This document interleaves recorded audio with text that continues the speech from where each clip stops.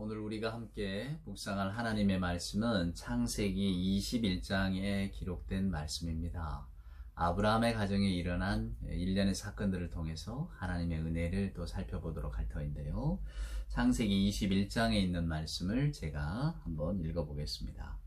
여호와께서 말씀하신 대로 사라를 돌보셨고 여호와께서 말씀하신 대로 사라에게 행하셨으므로 사라가 임신하고 하나님이 말씀하신 시기가 되어 노년의 아브라함에게 아들을 낳으니 아브라함이 그에게 태어난 아들 곧 사라가 자기에게 낳은 아들을 이름하여 이삭이라 하였고 그 아들 이삭이 난 지 8일 만에 그가 하나님이 명령하신 대로 할례를 행하였더라. 아브라함이 그의 아들 이삭이 그에게 태어날 때 100세라. 사라가 이르되 하나님이 나를 웃게 하시니 듣는 자가 다 나와 함께 웃으리로다. 또 이르되 사라가 자식들을 젖먹이겠다고 누가 아브라함에게 말하였으리오마는 아브라함의 노경에 내가 아들을 낳았도다 아니라. 아이가 자라매 젖을 떼고 이삭이 젖을 떼는 날에 아브라함이 큰 잔치를 베풀었더라. 사라가 본즉 아브라함의 아들 애굽 여인 하갈의 아들이 이삭을 놀리는지라. 그가 아브라함에게 이르되 이 여종과 그 아들을 내쫓으라. 이 종의 아들은 내 아들 이삭과 함께 기업을 얻지 못하리라 하므로 아브라함이 그의 아들로 말미암아 그 일이 매우 근심이 되었더니 하나님이 아브라함에게 이르시되 내 아이나 내 여종으로 말미암아 근심하지 말고 사라가 내게 이른 말을 다 들으라. 이삭에게서 나는 자라야 내 씨라 부를 것임이니라. 그러나 여종의 아들도 내 씨니 내가 그로 한 민족을 이루게 하리라 하신지라. 아멘. 예. 하갈의 이야기입니다. 예. 오늘은 그래서 하갈의 노래라는 제목으로 여러분과 함께 이 창세기의 말씀을 한번 상고해 보려고 하는데요.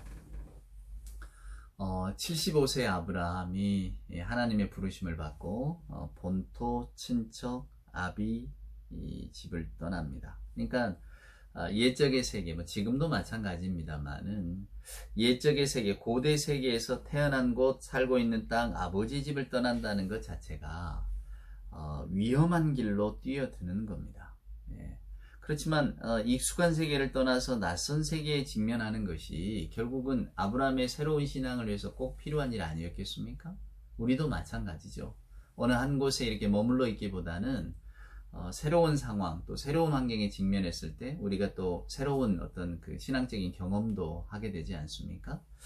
그래서 하여간 아브라함은 떠나왔어요. 근데 하나님께 약속을 받았잖아요. 땅의 약속을 받았고 자식의 약속을 받았습니다.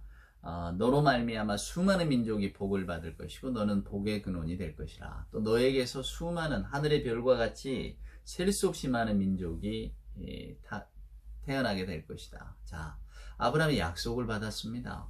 근데 이 하나님의 약속을 지키려면 결국은 뭐가 필요합니까? 자식이 필요했어요. 근데 하나님의 부르심을 받은 지 10여 년이 지나도록 아이가 태어날 기미를 보이질 않았습니다.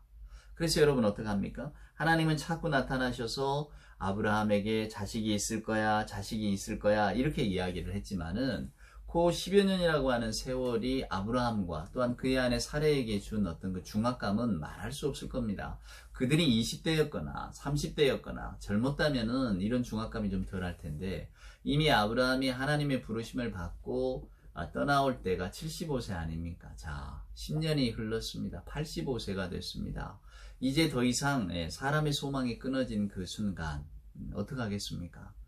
사라가 사람의 계획을 앞세웁니다. 나를 통하여서 당신의 자식을 얻는 것이 아니라 당신의 자식은 굳이 내가 아니라도 또 다른 사람을 통해서라도 얻을 수 있지 않겠는가. 다메섹의 저 종은 성실하지만은 당신의 친자가 아니지 않는가. 그러니까 우리에게는 하나님이 약속하신 대로 당신의 자녀가 주어질 것인데 우리가 이제껏 나에게서라고 생각했지만 그건 아닌 것 같다. 그러면서 애굽 여인이었던 하갈이라고 하는 여자, 자기의 몸종이었던 하갈을 아브라함에게 이제 아내로 일종의 씨바지죠. 아들을 얻기 위해서 들여보내는 장면이 성경에는 기록이 되어져 있습니다. 자, 이 하갈이라고 하는 여자는 어디에서 어디 출신인가? 애굽이라고 되어 있는 걸 보니까 아마 아브라함과 그 사라가 애굽 왕 바로하고 했던 사건 때에 바로가 이제 크게 잘못했다고 뉘우치고 사라를 돌려보낼 때에 종들과 또 가축들과 금은 보화를 많이 보냈잖아요.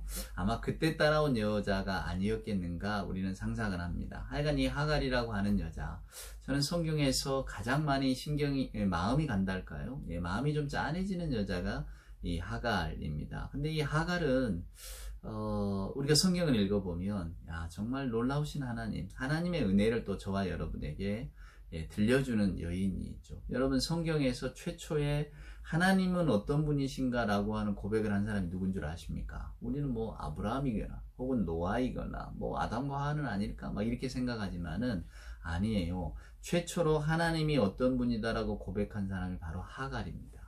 그래서 하갈이 참 중요해요. 나를 살피시는 하나님, 나를 지켜보시는 하나님. 하갈은 하나님의 이름을 이렇게 부르거든요. 나를 살피신다. 나를 보신다. 하나님이 나를 지켜보신다. 여러분이 얼마나 놀라운 고백입니까? 저와 여러분에게도 오늘 하나님이 나를 지켜보신다. 하나님이 나를 보신다. 바라보신다. 놀랍잖아요. 여러분. 그 신앙 고백을 한 최초의 인간이 바로 하갈이라니까요. 그래서 중요합니다. 자, 그래서 하여간 이 하갈이 따라왔어요. 그리고는 사라 옆에서 몸종으로 돌보았겠죠. 저는 최근에 그 이승우라고 하는 우리나라의 소설가 이승우 선생이 뭐 우리나라 노벨문학상 후보하면 항상 올라가는 분입니다. 여러분도 한번 가능하면 이분의 소설을 한번 읽어보세요. 소설이 많이 나와 있고 참 좋습니다. 최근에 나온 그 사랑의 한 일이라고 하는 그 소설, 창세기를 모티브로 해서 연작을 만들었는데요. 거기 이제 하갈의 노래라고 하는 꼭지가 있습니다. 거기 보면 이제 하갈에 대해서 물론 작가적 상상력을 더해서 이렇게 쓴 거지만은 거기에 그 하갈이라고 하는 캐릭터, 하갈이라고 하는 인물이 물론 성경에는 그렇게는 나와 있지 않고 하갈이 누구인지 저희들이 그저 잘 상상하기 어렵습니다만은 그 소설가는 하갈은 자기의 본분을 아는 여자였고 제가 제일 그 인상 깊었던 대목은 나는 오르막도 싫고 내리막도 싫고 나는 평평한 게 좋아.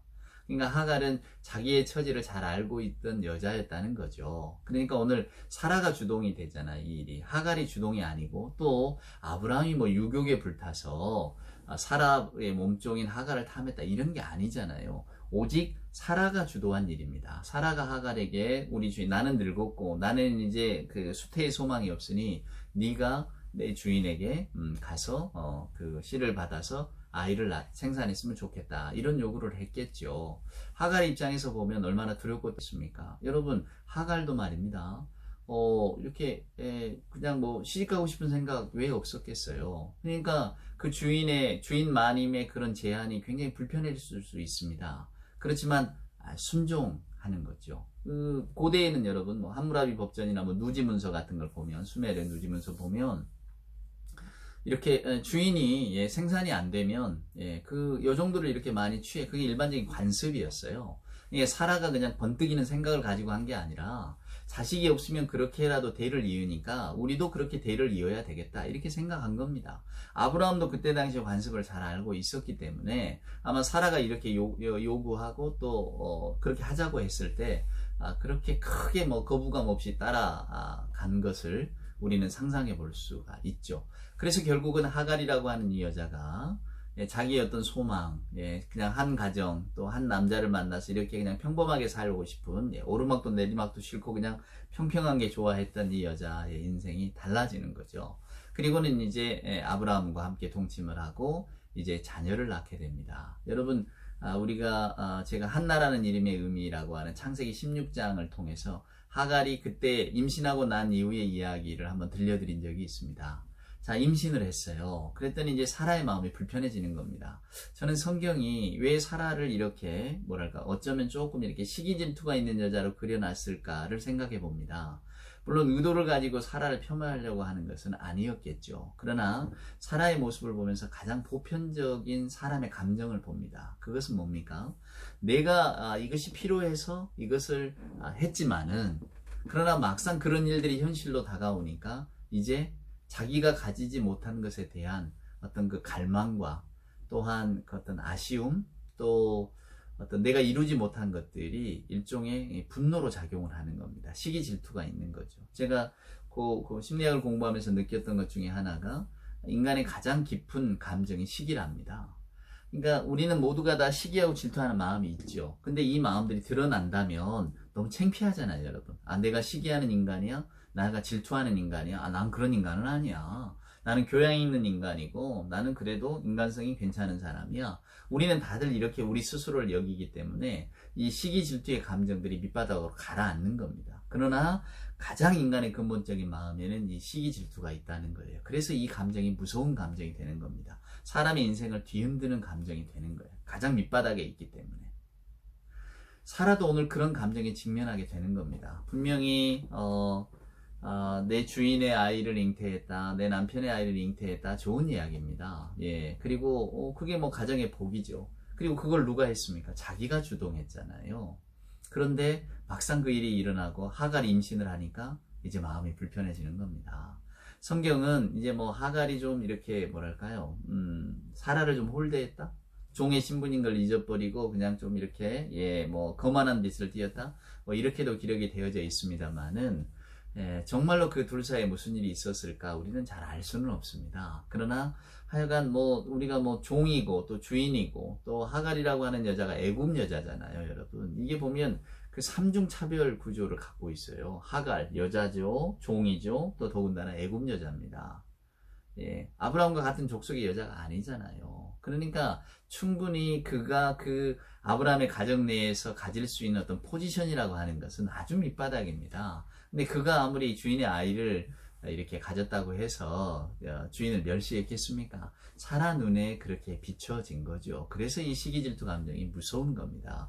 저 상대방은 전혀 그런 감정이 아닌데 내가 볼 때에 그렇게 보이는 겁니다. 그러니까 이 마음이 불편하니까 하갈을 얼마나 괴롭혔겠어요? 그래서 결국 하갈이 도망을 갑니다, 여러분. 16장에 보면. 근데 어디로 도망을 가느냐?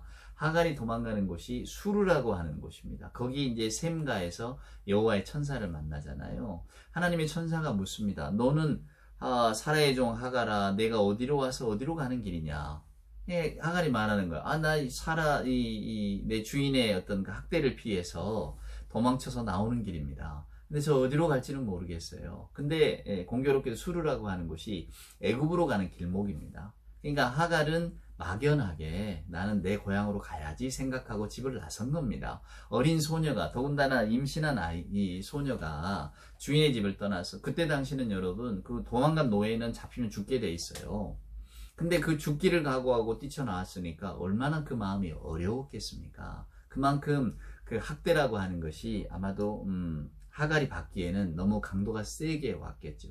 죽기를 각오하고 길을 나섰지만 막연히 우리 고향 애굽 이렇게 그냥 상정하고 그 길을 간 겁니다. 그러다가 이제 그 수르라고 하는 셈 곁에서 여호와의 사자를 만나는 거죠. 그러니까 분명히 하나님의 천사가 너 어디서 와서 어디로 가는 길이냐 이렇게 물어보는데, 제가 사라에게부터 도망치는 길입니다 이 말은 했지만은 어디로 간다고는 말을 못하는 거예요.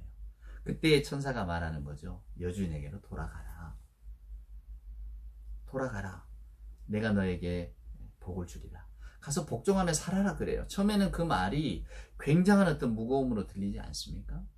복종하며 살아라니. 아니 지금 도망쳐 나왔는데 다시 돌아가서 복종하며 살아라니. 그런데 그때 하갈에게 여호와의 천사가 약속을 합니다. 너와 또 내 아이, 너에게 많은 자손을 주겠다. 너 자손이 셀 수 없이 많이 불어나게 해주겠다. 분명하게 약속을 합니다. 그러니까 하갈이 그 약속을 믿고 다시 돌아가는 거죠. 그리고는 이제 아들을 낳았잖아요. 그리고는 이제 그 아들의 이름이 이스마엘입니다. 하나님이 들으셨다는 거거든요. 뭘 들으셨습니까? 하갈의 그 불쌍한 처지, 하나님께서 하갈의 그 외침을 들어주셨다는 거예요. 하갈이 얼마나 고통스럽고 그런 받을 때에 하나님 신이시여 나를 좀 구원하소서 왜 기도 안 했겠습니까? 지푸라기 잡는 심정으로라도 하나님께 무수히 많이 빌고 또 빌었겠지. 근데 그 하나님의 천사가 나타나서 돌아가라 돌아가라. 그러나 내가 너로 하여금 큰 민족을 이루게 하겠다. 그러니 사라의 마음속에 얼마나 그 마음이 기쁩니까? 여호와께서 내 음성을 들어주셨다. 그 말은 그들의 한을 풀어주셨다는 겁니다. 그러면서 이로의 말씀을 하시잖아요. 너 아들이 들나귀처럼 될 거야. 모든 사람과 싸울 거야. 여러분 이것은 축복의 말씀이 저주의 말씀이 아닙니다. 무슨 말이냐면 비록 삶의 편이 아주 거칠겠지만 그러나 너의 아들은 그것을 잘 감당하며 살아갈 거야. 이 성경이 저와 여러분에게 우리가 예수를 믿고 하나님을 믿는다고 해서 무탈한 삶을 주겠다 이렇게 이야기하지 않잖아요. 우리가 아무리 발버둥을 쳐도 저와 여러분은 우리들의 존재 자체에 대한 불안, 염려를 그치지를 못합니다. 그것이 인간의 원죄입니다, 여러분. 하나님의 생명에서 벗어난, 생명의 근원인 하나님으로부터 벗어난 인간이 갖는 근본적인 두려움이에요. 그러니까 우리는 늘 불안하고 늘 염려합니다. 그런데 하나님께서는 항상 말씀하시죠. 내가 너와 함께하겠다, 임마누엘. 내가 너를 지켜보겠다. 내가 너의 소리를 들어준다. 이 하나님의 말씀이 계속해서 들려오잖아요. 그러니까 이스마엘에게도 삶의 조건이 아무리 혹독해도 너는 비록 들나귀처럼 살게 될 거지만 모든 사람과 다투는 삶을 살게 될 거지만 그럼에도 불구하고 너는 강인한 사람으로서 살아내게 될 거야. 이런 약속을 해주셨단 말이에요. 하갈이 얼마나 감동합니까? 거기서 만난 하나님 뭐라고 부릅니까? 엘로이, 나를 보시는 하나님이다 그 말입니다. 그래서 부엘라 헤로이라고 하는 이름을 붙이잖아요. 그리고는 돌아갑니다. 나를 보시는 살아계시는 하나님, 나를 살피시는 하나님. 놀라운 일이죠. 그런 하갈이 여러분 이제 그 아이를 낳게 되고 그 다음에 그 아이가 자라납니다. 한 14년쯤 지났을 때에 이제 오늘의 이야기가 등장하는 거죠. 사라가 잉태하고 아이를 낳습니다. 얼마나 놀랍습니까? 이 재밌는 구절이 나와요. 6절에 보면 사라가 이르되 하나님이 나를 웃게 하시니 듣는 자가 다 나와서 함께 웃으리로다. 여러분 웃음이라는 게 얼마나 근사한 이야기입니까? 기쁨. 이삭이 그래서 기쁨 아닙니까? 웃음. 웃었다는 이야기죠. 물론 우리는 이삭의 이야기를 잘 알고 있으니까 천사가 아이를 낳을 거야 할 때 사라가 문 뒤에서 웃었잖아요. 그걸 기가 막혀 웃는 웃음이죠. 무슨 말도 안 되는 소린가. 근데 정말로 아들을 잉태하게 되고 아들을 낳게 됐으니 그 웃음이 이제는 기쁨의 한박 웃음으로 바뀌게 된 거죠. 웃는다는 건 정말 좋은 일입니다. 여러분도 꼭 웃는 인생을 사시기를 바랍니다.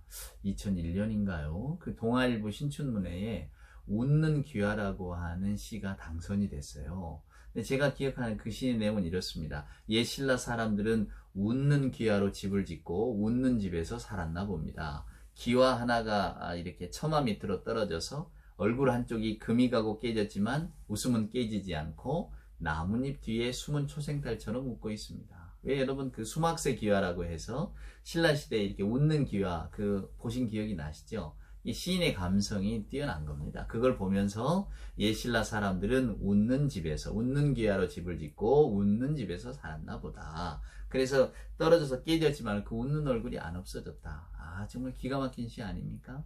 사라도 웃었어요. 아들을 얻고 얼마나 좋았겠습니까? 그런데 그 웃음이 모두의 웃음이 돼야 될 터인데 그렇지를 못했어요.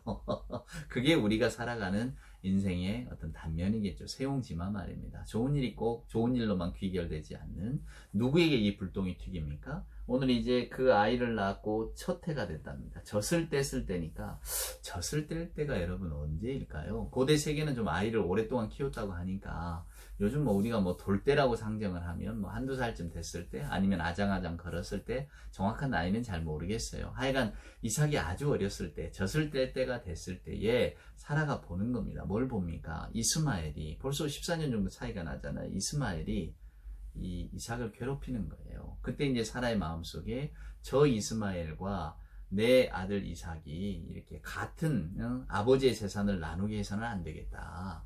저희들을 내보내야 되겠다 생각한 겁니다. 자, 여러분 아브라함이 볼 때에는 이스마엘이나 이삭이나 똑같은 아들입니다. 하갈이 볼 때도 마찬가지죠. 얼마나 충성스러운 여종이었겠습니까? 도망쳤지만은 돌아가서 복종하라고 하니까 돌아왔어요. 그리고 그 이스마엘을 낳고 여전히 사라의 여종으로 살았겠지. 제2부인 첩으로 살았겠습니까? 그러지는 않았을 겁니다. 하지만 아브라함은 이스마엘 역시 자신의 아들이었으니까 자신의 아들로 여기고 사랑하고 살았을 거예요. 근데 오늘 사단이 어디에서 벌어집니까? 사라의 마음속에서 벌어지고 있는 겁니다. 사라가 보기에 두려운 겁니다. 이스마엘이 혹시 내 아들을 해코지 하면 어떡하지? 또 아버지의 재산을 나눠줘야 되는데 이스마엘이 큰아들이잖아요. 큰아들인 거잖아요. 어찌됐건 간에. 그러니까 뭐 재산을 분배할 때 아브라함이 뭐 이렇게 똑같이 나눠줄 수도 있고 아깝기도 하고 억울하기도 한 거죠. 그래서 결국은 어떻게 됩니까? 쫓아내라고 한 겁니다. 근데 여러분 여기서 놀라운 사실이 뭐냐면 11절에 보면 아브라함이 그의 아들로 말미암아 그 일이 매우 근심이 되었더니 하나님이 아브라함에게 이르시되 내 아이나 내 여종으로 말미암아 근심하지 말고 사라가 내게 이른 말을 다 들으라. 이삭에게서 나는 자라야 내 씨라 부를 것이다. 무슨 이야기입니까? 사라가 쫓아내라고 하는데 하나님께서 사라 말을 들어줘라. 이렇게 말씀하시는 거예요. 저와 여러분이 이런 말씀을 딱 읽다 보면 뭐가 이렇게 목에 탁 걸리지 않습니까? 사라가 아무리 그렇게 이렇게 아브라함을 괴롭히고 그 괴롭힘에 못 이겨서 아브라함이 야 내가 정말로 내 가정의 평화를 위해서는 어떻게든 저 이스마엘을 좀 내보내야 되겠구나, 저 하갈과 이스마엘을 쫓아야 되겠구나 이렇게 생각할지 몰라도 하나님께서 밤에 아브라함에게 나타나셔서 너 그러면 안 된다, 그게 사람의 도리가 아니다. 여러분 성경을 읽어보세요. 하나님께서 사람을 얼마나 귀하게 여기십니까? 창세기 1장, 2장, 우리 그 인간의 어떤 그 창조 때에 아예 명토바가 이야기하셔요. 내 형상대로 사람은 만들었다고. 그러니까 여러분, 우리가 살아가면서 짓는 가장 큰 죄는, 가장 큰 잘못은, 하나님 앞에서 고개를 들 수 없는 잘못은 사람을 멸시하는 겁니다. 누군가를 사람으로 여기지 않는 거예요. 왜? 하나님이 귀하게 여기시고 형상 따라 창조하신 사람을 멸시하다니요. 그 죄는 씻을 길이 없어요. 하나님 앞에서 우리가 부끄러워서 고개를 들 수가 없는 겁니다. 저와 여러분이 우리가 살아가면서 얼마나 많은 사람들을 멸시하며 삽니까? 우리는 증오범죄, 혐오범죄라고 하잖아요. 사람을 멸시하고 혐오합니다. 저 사람 나하고 정치적 성향이 다르니까, 뭐 성적인 지향이 다르니까, 혹은 뭐 생각하는 게 다르니까, 종교가 다르니까, 막 이러면서 얼마나 그냥 상대편의 사람을 마치 원수처럼, 인간이 아닌 것처럼 만들어 놓고 증오하고 혐오합니까? 우리가 남인가 하면서 뭐 우리끼리만 뭉치자고, 이걸 공동체라고 하고, 그 외에는 다 배척하는. 우리가 살아가는데, 여러분, 우리가 남인가라는 그런 말들만큼 우리를 흥분시키고 재밌게 하는 게 어디 있습니까? 같은 편. 하다못해 여러분, 축구만 같이 이렇게 편 갈라서 나눠도요, 전혀 모르는 사람도 우리 편이면 그게 굉장히 끈끈한 정이 있다니까요. 그게 다 우리가 이 편가름이 주는 어떤 그 힘입니다. 그 힘이 어쩌면 우리 인생을 아주 그냥 에너제틱하게 살아가게 하는 원동력인지도 몰라요. 우리는 그 재미를 알고 있어요. 우리 팀, 아니면 남의 것, 남의 팀, 우리가 증오할 사람. 그러니까 정치가들 이런 걸 많이 이용하잖아요. 근데 여러분, 우리가 아무리 그 삶에서 어떤 원동력을 얻고 에너지가 생기고 말이에요. 누군가 저기 있을 때 막 으쌰으쌰 하자고 하는 그런 마음이 일어날지 몰라도 하나님이 보시기에는 선하지 않습니다. 그러니까 우리가 생각할 때에 사라가 아무리 이렇게 아브라함을 괴롭혀도 하나님께서 너 그러지 마라 이렇게 할 것 같은데 안 하셔요. 여러분, 하갈을 한번 생각해 보세요. 사랑받아야 될 인격체였지만은 종으로 쓰였잖아요. 더군다나 씨바지로 사용이 됐고, 한 개인으로서의 삶을 이렇게 보면 이게 편안한 삶이 아닙니다. 그래서 도주했어요. 다시 돌아왔어요. 아이를 낳고 살았어요. 그런데도 또 괴롭힘을 당합니다. 마음이 불편했겠죠.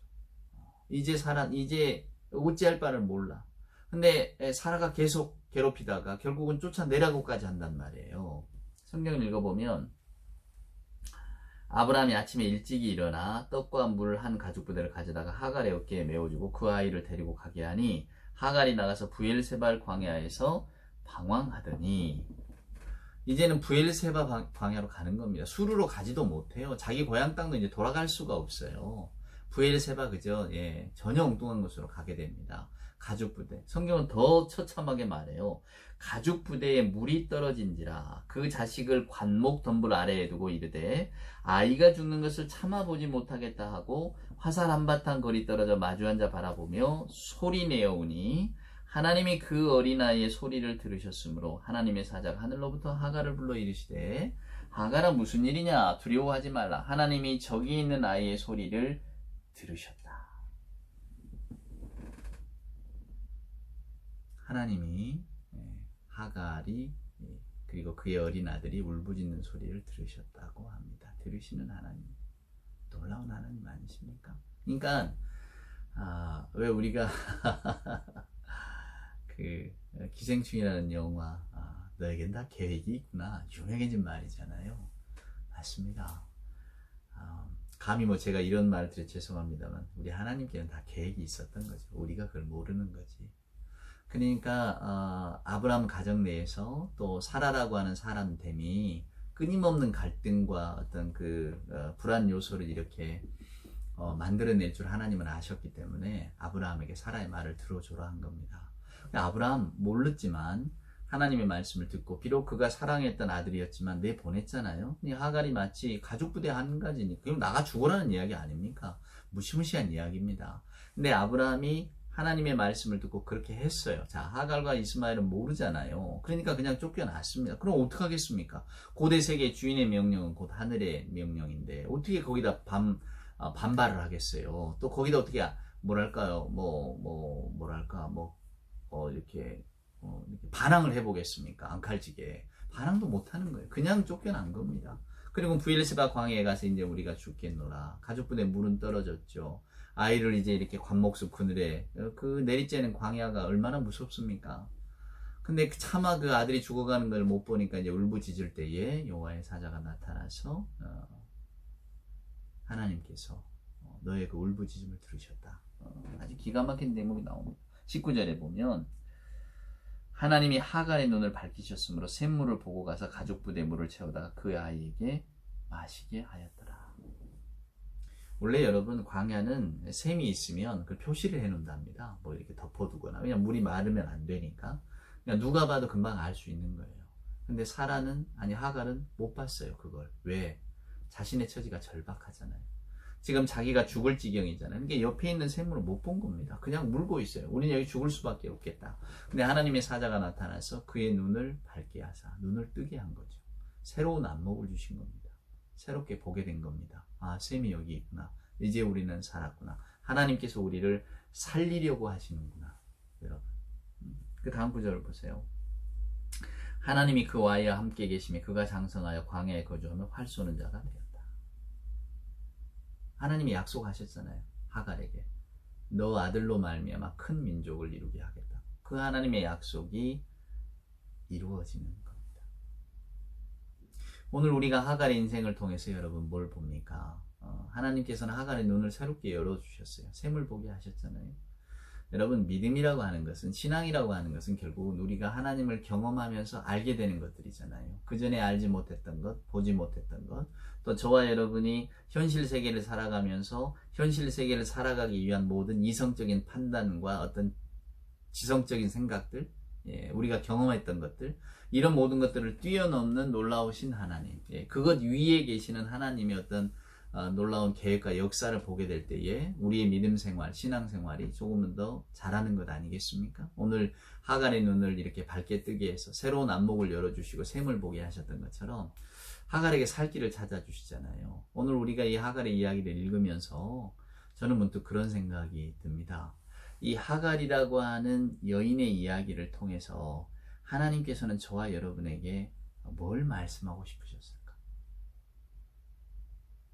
오늘 하갈의 이야기를 통해서 하나님께서 우리에게 주시는 신앙의 기쁨은 여러분 뭘까?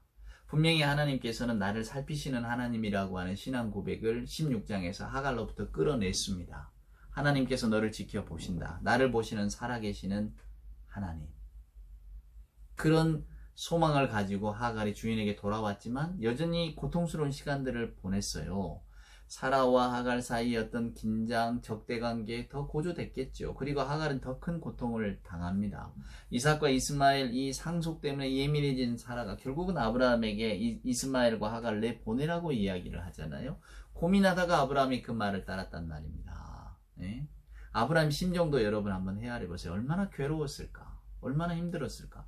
그러나 하나님께서 그러라고 하시니까 실은 자기가 생각하는 하나님은 오히려 보호하는 하나님인데 그렇게 내보내라고 하시니까 내보냈단 말이에요.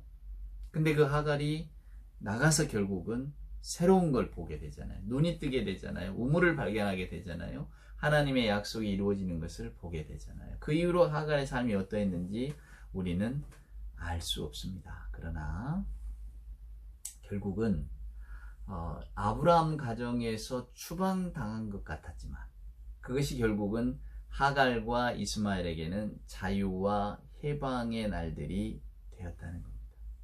물 한 방울 없는 사막에서 그냥 죽어가고 있는 그런 상태, 정말로 어찌할 바를 몰라서 이제는 꼭 죽었구나라고 하는 그 절체절명의 순간에 여호와의 사자가, 하나님의 음성이 그들의 귀에 들려지는 겁니다. 그리고 그들의 눈을 뜨게 하고 샘물을 보게 하시는 거죠.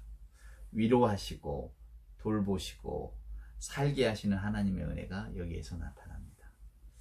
오늘 우리들의 삶을 돌아봅니다. 어쩌면 하갈 같은 인생을 사는 분 그렇게 많지 않을 겁니다. 노예 신분에, 어쩌면 그 낮은 계층이잖아요. 여자였고, 그때 고대 세계 여성의 어떤 위치가 어떠했는가. 비록 지금으로 보면 4,000년도 훨씬 넘는 그 전의 이야기입니다만은, 그 하갈의 인생을 생각해 보면 참 불쌍하다고밖에 말할 수 없는, 어려서 애굽 부모 형제를 떠나서 아브라함에게 딸려왔잖아요, 종으로. 얼마나 그 삶이 어려웠겠습니까? 부모 형제 떠나서 어린 나이에. 그리고 주인을 섬겨야 되는데, 그리고 주인이 그냥 이렇게 자기가 원해서 들여보내놓고 또 이렇게 아이를 가졌다고 구박하니 얼마나 기가 막혔겠어요. 결국에는 또 이렇게 쫓겨나게 되어지는 그런 현상까지, 그런 상황을 이렇게 직면했을 때 아마 내 인생이 뭘까 이렇게 생각했을 겁니다. 나는 뭔가. 그러나 하나님께서는 그녀에게 나타나셔서 그녀를 지켜주시고 그녀를 돌보시고 그녀하고 약속을 하셨단 말이에요. 성경은 그 하나님의 이야기를 오늘 저와 여러분에게 들려줍니다. 우리들의 인생이 때로는 아브라함, 사라 같을 때도 있고 또 하갈 같을 때도 있겠죠. 정말로 세상에서부터 내가 쫓겨난 것 같은, 세상 사람들은 다 웃고 있는데 나 혼자 울고 있는 것 같은, 하는 일마다 계획대로 잘 안 되고 또 때로는 건강도 잃게 되고 이런 어떤 그 현실들이 닥쳐오면 우리는 하갈처럼 샘이 옆에 있지만은 그 샘을 보지 못하고 그저 울부짖는 자로서 머물 수밖에 없을 터인데, 하나님께서는 그때 또 하갈의 눈을 밝게 하시고 샘물을 보게 하시잖아요. 여러분, 저는 이게 믿음이고 신앙이라고 생각합니다. 저와 여러분이 함께 드리는 예배가 오늘 우리의 눈을 또 밝게 뜨게 해서 하나님이 예비해 놓으신 우리 주변의 샘물을 또 보게 하지 않으시겠습니까? 사랑하는 여러분, 현실을 바라볼 때 우리는 때로 절망에 잠길 때가 많습니다. 남의 처지를 바라볼 때 비교하면 내가 좀 불편해질 때도 있죠. 나는 왜 이렇게 살아야 되나 한탄하고 싶을 때도 분명히 있을 줄 압니다. 하지만은 오늘 이 하갈의 이야기를 통해서 어떤 신앙의 웃음, 기쁨을 꼭 되찾으시기를 바랍니다. 하나님은 우리를 살피시고 우리의 음성에 귀를 기울이시는 분입니다. 우리의 절박함을 외면하는 분이 아니세요. 하나님은 언제나 우리에게 귀를 기울이시고 우리를 살피시는 하나님입니다. 그 하나님이 오늘 저와 여러분 곁에 계셔서 오늘 이 말씀을 통해서 우리들의 눈을 밝게 하십니다. 이제 그 밝아진 눈으로 여러분 주변에 하나님이 예비하신 그 샘물들을 꼭 바라보시기를 바랍니다. 그 샘물들을 발견할 때에 여러분 힘을 얻으시고 하나님의 약속을 다시금 마음에 새기실 수 있을 것입니다. 오늘 이 복된 이야기가 우리 모두의 이야기가 되기를 소원합니다.